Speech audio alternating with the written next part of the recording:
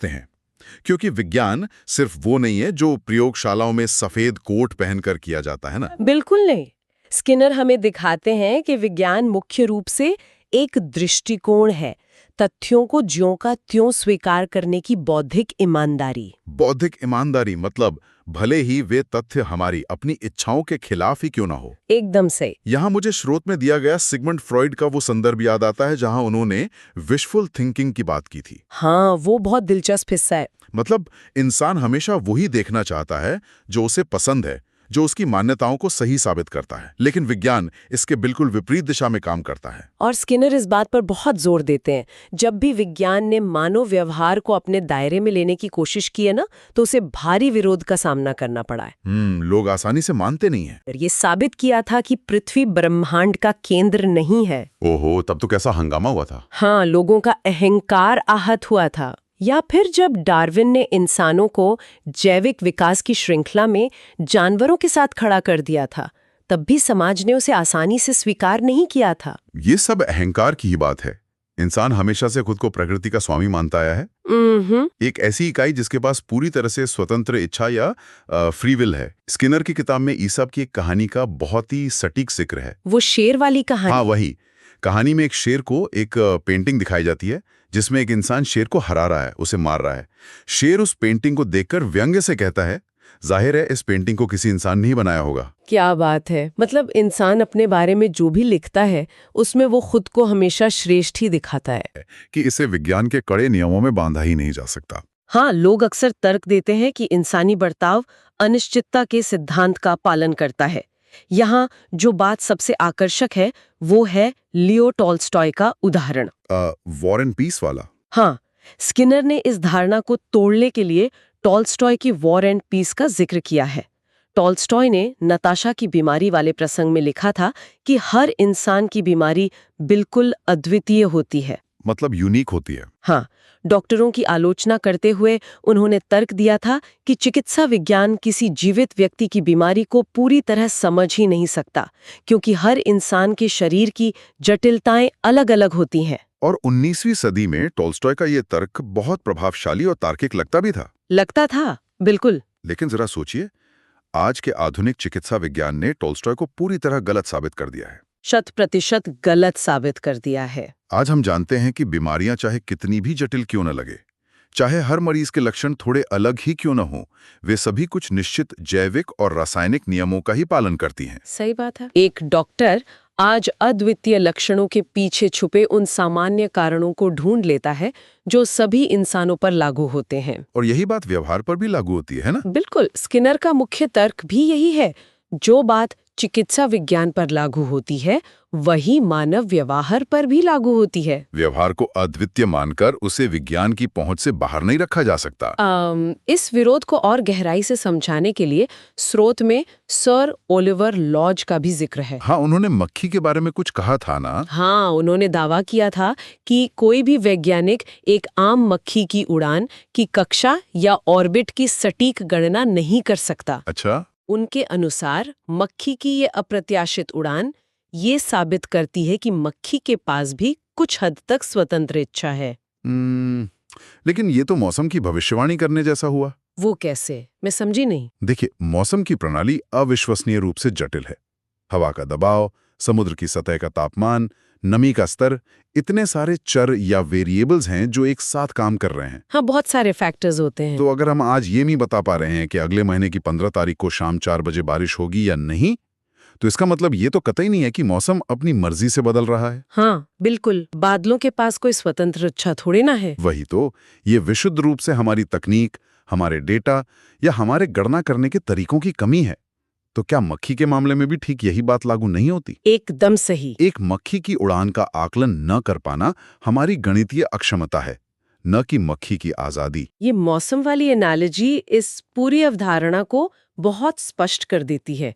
जटिलता का मतलब ये नहीं है कि कोई चीज भौतिकी या जीव विज्ञान के नियमों से परे है। हाँ। भौतिक विज्ञान की तरह ही मानव व्यवहार में भी नियम और एक रूपता होती है। अगर हम उन वेरिएबल्स को समझ लें जो व्यवहार को ट्रिगर करते हैं, तो हम उसकी भविष्यवाणी भी कर सकते हैं। ये सच में एक बहुत बड़ा वैचारिक बदलाव है ना? लेकिन अगर व्यवहार कुछ नियमों का पालन करता है तो सवाल ये उठता है कि आखिर उसे नियंत्रित कौन करता है। हाँ, असली कारण क्या है? यहाँ से हम उन गलत धारणाओं की ओर बढ़ते हैं जिन्हें लोग सदियों से व्यवहार का असली कारण मानते आए हैं। जैसे कि ज्योतिष शास्त्र या अंक शास्त्र। बिल्कुल। जब कोई कुछ करता है तो लोग अक्सर कहते हैं कि ग्रहों की दशा ऐसी है इसलिए वो ऐसा बर्ताव कर रहा है। ज्योतिष और अंक शास्त्र तो पूरी तरह से अवैज्ञानिक हैं ही, लेकिन स्किनर बताते हैं कि शारीरिक बनावट से जुड़े मिथक भी उतने ही भ्रामक हैं। शारीरिक बनावट मतलब शक्ल सूरत से? हाँ, जैसे समाज में एक आम धारणा है कि मोटे लोग बहुत खुश मिजाज होते हैं। अरे हाँ, ये तो बहुत सुना है मैंने, जॉली फैटमैन वाला स्टीरियोटाइप। बिल्कुल। या फिर शेक्सपियर के नाटक में जूलियस सीजर का वो प्रसिद्ध संवाद कि कैसियस का रूप दुबला और भूखा है, इसलिए वो खतरनाक है। अच्छा, तो ये सब बकवास है। स्किनर स्पष्ट करते हैं कि शारीरिक बनावट और व्यवहार के बीच कोई सीधा कारण और प्रभाव या कॉज एंड इफेक्ट का संबंध नहीं होता। तो फिर ये धारणाएं बनी कैसे? मतलब अगर कोई मोटा व्यक्ति अक्सर खुश मिजाज दिखता है तो इसके पीछे का विज्ञान क्या है? देखिए, हो सकता है कि मोटा व्यक्ति खुश मिजाज इसलिए हो क्योंकि बचपन से ही उसे खेल कूद या शारीरिक गतिविधियों में बाकी बच्चों से पीछे रहना पड़ा हो। हाँ, ये मुमकिन है। और इसलिए उसने समाज में अपनी जगह बनाने के लिए, लोगों का ध्यान खींचने के लिए हंसी मजाक का व्यवहार विकसित कर लिया हो। एक तरह का कोपिंग मैकेनिज्म। एग्जैक्टली। या ये भी हो सकता है कि जो लोग खुशमिजाज होते हैं वो कम तनाव लेते हैं, उनका मेटाबॉलिज्म अलग तरह से काम करता है और इसलिए उनका वजन बढ़ जाता है। अच्छा, तो दोनों ही मामलों में शरीर का आकार व्यवहार का कारण नहीं है? नहीं, बिल्कुल नहीं। दोनों किसी तीसरे बाहरी कारण का परिणाम है। तो शारीरिक बनावट असली कारण नहीं है, लेकिन जो आंतरिक कारण होते हैं उनका क्या? आंतरिक कारण जैसे?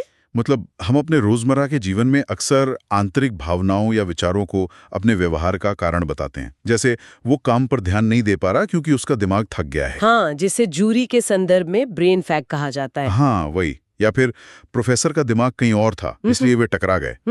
तो मेरा यहाँ एक बहुत ही व्यवहारिक सवाल है और मैं इसमें थोड़ा पुशबैक देना चाहूंगा। हाँ, पूछिए। मान लीजिए कोई इंसान दिन में 20 सिगरेट पीता है। हम आमतौर पर कहते हैं कि उसे सिगरेट पीने की आदत है इसलिए वो ऐसा कर रहा है। विज्ञान के नजरिए से इसमें गलत क्या है? ये बहुत ही क्लासिक सवाल है। मतलब क्या वो आदत एक वास्तविक और ठोस कारण नहीं है? ये एक ऐसा सवाल है जो ज्यादातर लोगों को उलझा देता है। स्किनर के अनुसार आदत, भूख या वृत्ति जैसे शब्द व्यवहार का कारण नहीं है। तो फिर क्या है? वे केवल उसी व्यवहार का एक गोलमोल और अनावश्यक विवरण है। मैं समझा नहीं। मैं समझाती हूँ। जब आप कहते हैं कि वह सिगरेट पीता है क्योंकि उसे आदत है, तो इसे वैज्ञानिक कसौटी पर परखिए।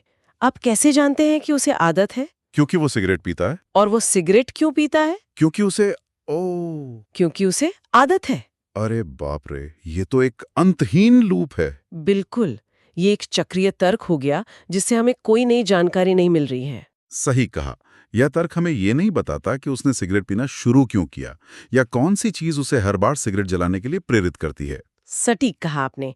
इसी तरह जब हम कहते हैं वो खाना खा रहा है क्योंकि वो भूखा है। हाँ, ये भी तो वैसा ही है। हाँ, यहाँ खाना एक भौतिक व्यवहार है जिसे हम देख सकते हैं, लेकिन भूख उस व्यवहार की सिर्फ एक व्याख्या है। क्या हम उस आंतरिक भूख को सीधे तौर पर माप सकते हैं? नहीं, बिल्कुल नहीं। हम केवल यह माप सकते हैं कि उसने कितनी देर से खाना नहीं खाया है।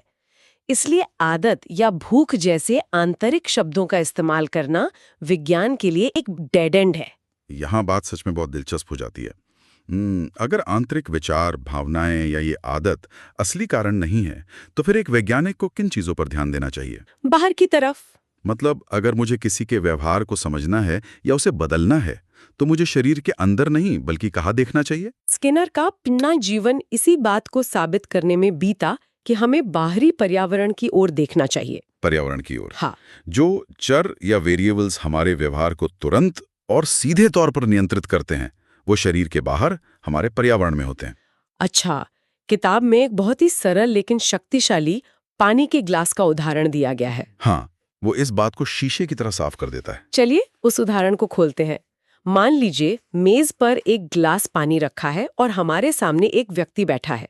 हमें यह वैज्ञानिक भविष्यवाणी करनी है कि वो व्यक्ति वो पानी पिएगा या नहीं, या इससे भी आगे बढ़कर हमें उसे पानी पीने के लिए मजबूर करना है। अब अगर आप आंतरिक कारणों पर विश्वास करते हैं तो आप कहेंगे कि मुझे उसकी आंतरिक प्यास बढ़ानी होगी। हाँ, नॉर्मल इंसान यही सोचेगा। लेकिन समस्या ये है कि आप उसके दिमाग के अंदर जाकर कोई प्यास का बटन तो नहीं दबा सकते। वो तो है।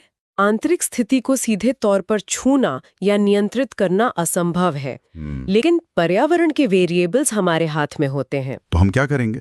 हम बाहरी चरों में बदलाव करेंगे।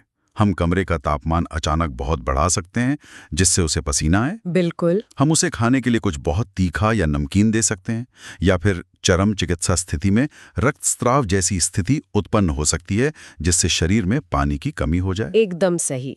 ये सभी बाहरी कारक हैं।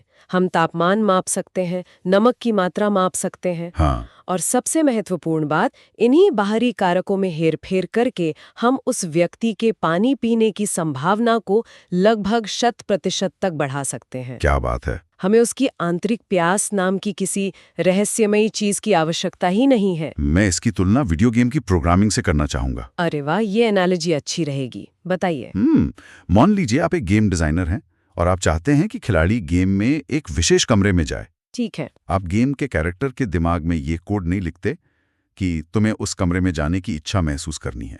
हाँ, वो तो अजीब होगा। इसके बजाय आप उसके आसपास का पर्यावरण डिजाइन करते हैं। आप पीछे एक खतरनाक राक्षस लगा देते हैं और उस कमरे के दरवाजे पर एक चमकती हुई जादुई रोशनी या कोई हेल्थ पोशन रख देते हैं। बहुत खूब। मतलब आप पर्यावरण और परिणामों का उपयोग करके उस जीव के एक्शन की संभावनाओं को प्रोग्राम कर रहे हैं। ये वीडियो गेम एनालॉजी बिल्कुल ऑपरेंट बिहेवियर और एडवर्ड थॉर्नडाइक के लॉ ऑफ इफेक्ट का ही आधुनिक रूप है। लॉ ऑफ इफेक्ट, ये क्या है? लॉ ऑफ इफेक्ट बहुत सीधा है।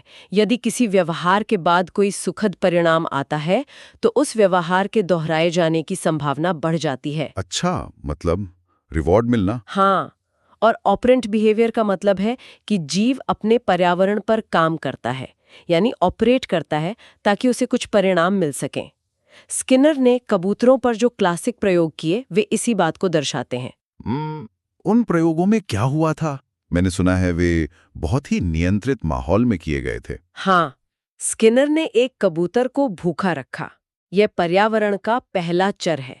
फिर उसे एक विशेष बॉक्स में रखा जिसे बाद में स्किनर बॉक्स कहा गया। इस बॉक्स में एक सेंसर लगा था। शुरुआत में कबूतर यूं ही इधर-उधर घूमता है, लेकिन जैसे ही वो अनजाने में अपना सिर एक निश्चित ऊंचाई से थोड़ा ऊपर उठाता है, बॉक्स में तुरंत थोड़ा सा खाना गिरता है। और यहाँ खाना एक रीइंफोर्समेंट का काम कर रहा है। बिल्कुल। यानी वो खाने का इनाम उस व्यवहार को पक्का कर रहा है।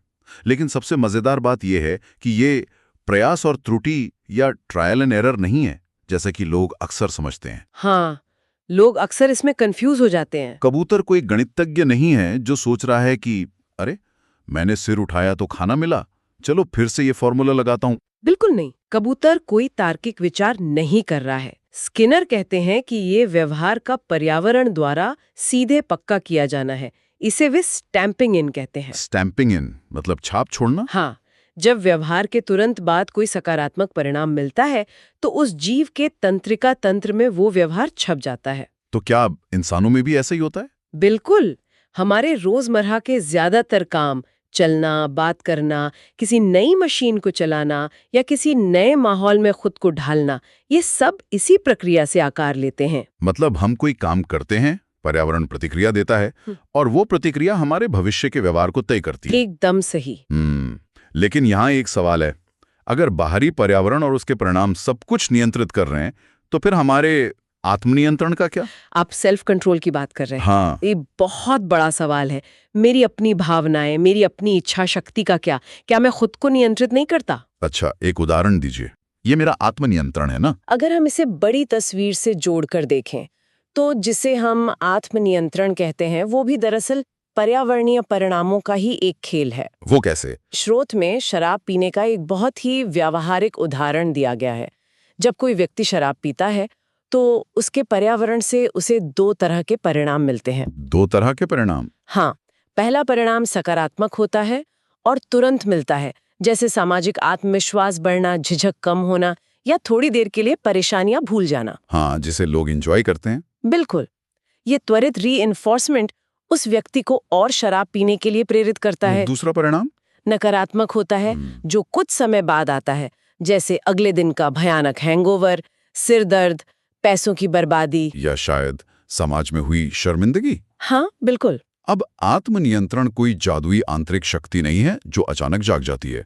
तो फिर क्या है? स्किनर कहते हैं कि आत्मनियंत्रण तब होता है जब जीव उन गंभीर नकारात्मक परिणामों से बचने के लिए ऐसे काम करता है जो उस मूल व्यवहार यानी शराब पीने की संभावना को ही कम कर दे। मतलब कुछ ऐसा करना जिससे वो पी ही ना पाए। हाँ, जैसे शराबी व्यक्ति अपने घर से सारी शराब की बोतलें फेंक दे, या उन दोस्तों के साथ पब जाना बंद कर दे जो उसे पीने के लिए उकसाते हैं।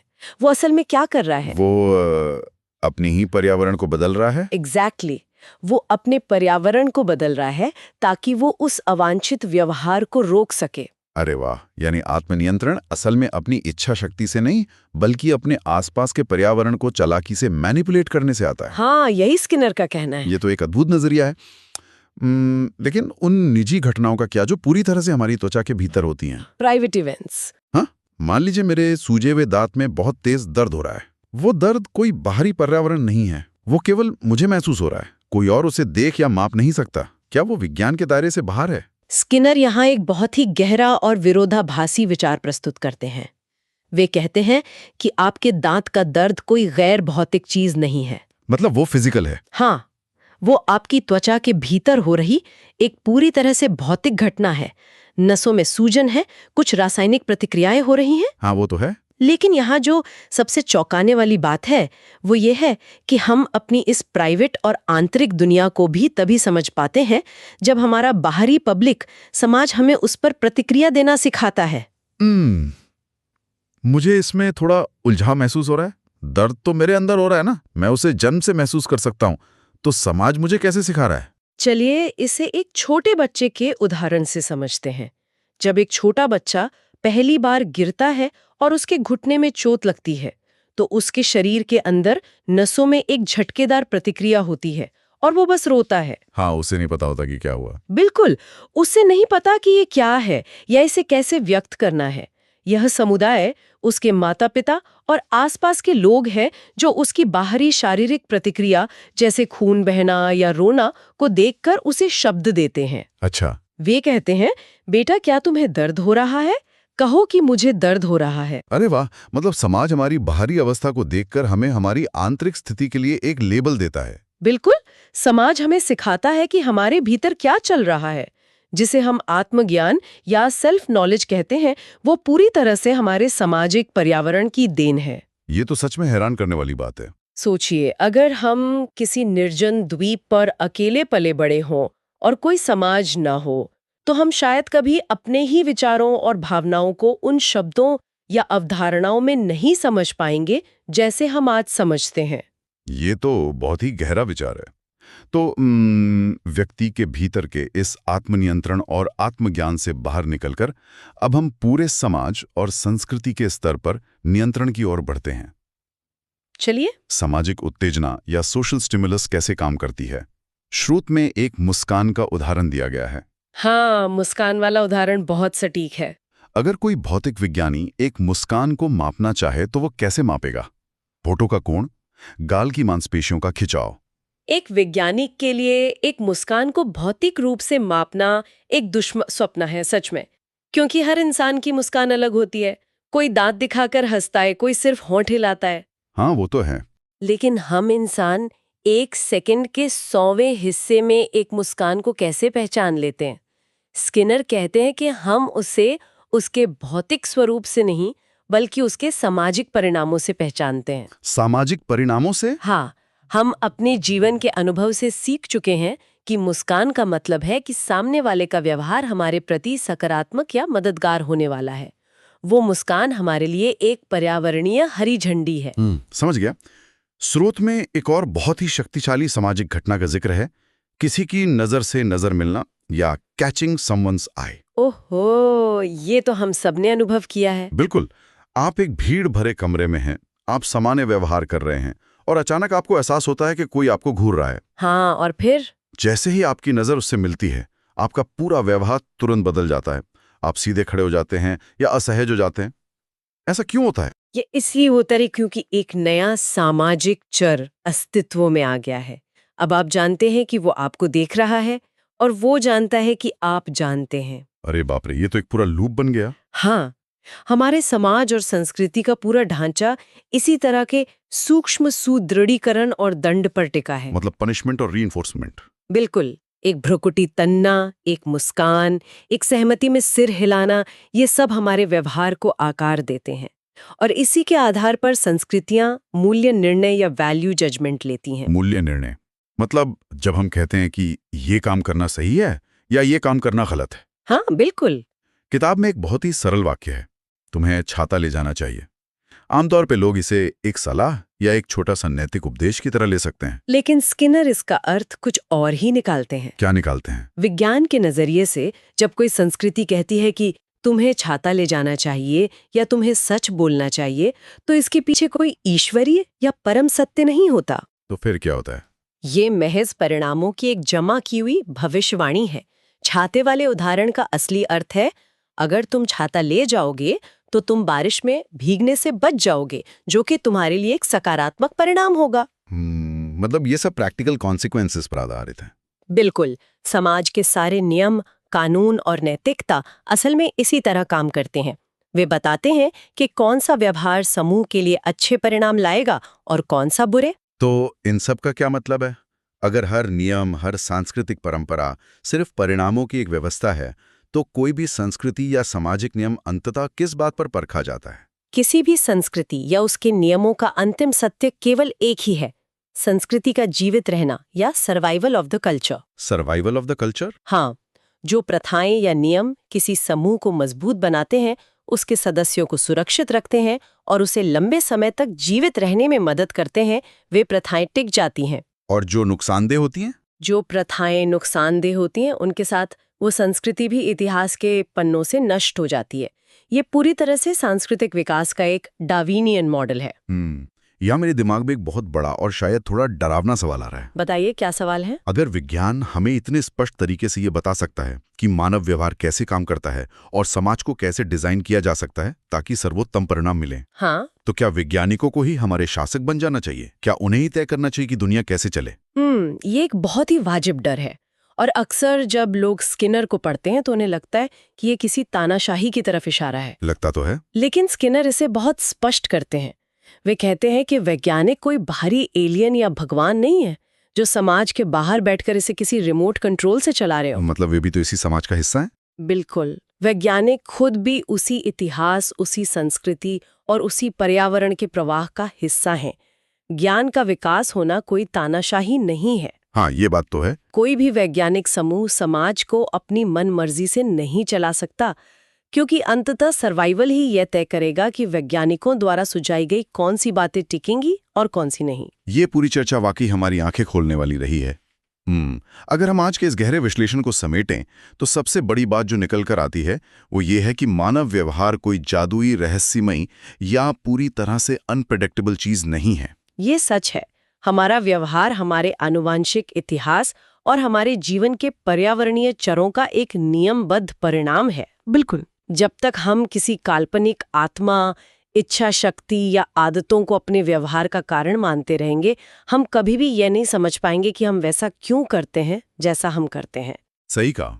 वास्तविक समझ और सुधार के लिए हमें उन बाहरी कारणों की ओर देखना होगा जिन्हें हम वास्तव में माप सकते हैं और जिनमें बदलाव ला सकते हैं। एकदम सही। शुरुआत में हमने उस एक्सरे मशीन की बात की थी जो मानव व्यवहार के सामने धुंधली पड़ जाती थी। हाँ, मुझे याद है। लेकिन स्किनर को पढ़ने के बाद ऐसा लगता है कि वो मशीन कभी धुंधली थी ही नहीं, बस हम इंसान उसे गलत जगह पर लगा रहे थे। क्या बात कही अब, बहुत खूब। है ना?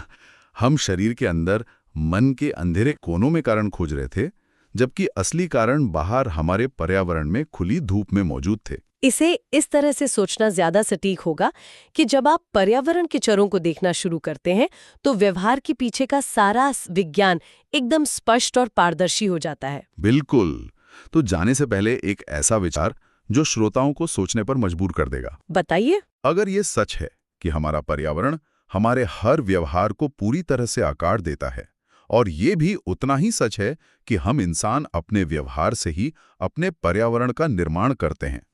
हम शहर बनाते हैं, समाज बनाते हैं, नियम बनाते हैं। तो एक बहुत बड़ा सवाल उठता है, क्या हम वास्तव में अपनी नियति के रचयिता हैं, या हम केवल वे उपकरण हैं जिनके माध्यम से हमारा पर्यावरण खुद को विकसित कर रहा है? ओहो, ये निश्चित रूप से मनोविज्ञान और दर्शन शास्त्र का सबसे गहरा सवाल है। ये एक ऐसा सवाल है जिस पर हम सभी को गहराई से विचार करना चाहिए।